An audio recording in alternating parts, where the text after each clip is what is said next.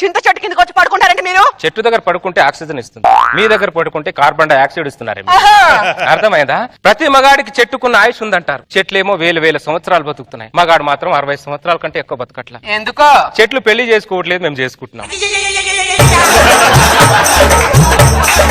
చూసారా మా ఆయుష్ ని మీరు ఎంత తినేస్తున్నారో? పచ్చదనానికి ప్రతిరూపం ఒక మగాడే. మరి మేమేంటో? మీరేంటో మీరే అనుకోండి. మనం ఏంటి త్వరగా చెప్పొచ్చు కదా. చెప్పు మనం ఏంటి? చూసారా మీరేంటో మీకే తెలియదు. మాట్లాడించాలో మూసుకొని రండి. అయినా మేము లేకుండా ఒక నిమిషం కూడా ఉండలేరు. ఎందుకంత బిల్డప్? ఉండగలం. తోడుకో కుక్క, నీడుకో మొక్క ఉంటే చాలు మేము ఉండగలం. ఈ మొక్కలు సమాజానికి ఎంతవరకు అవసరం లేదో తెలియదు గానీ ప్రతి మగాడి మాత్రం 100% అవసరం ఈ మొక్కలు. ఎలా బ్రదర్? మనం పెళ్ళంతో గొడవ పడిన చెట్టు కిందికి మనమే రావాలి, పెళ్ళం మనతో గొడవ పడిన చెట్టు కిందికి మనమే రావాలి. చూసారా దరిద్ర, ప్రతి మగాడికి చెప్తున్నా, చెరో మొక్క నాటుకోండ్రా, ఉన్న ఆయుష్ని కాపాడుకోండి.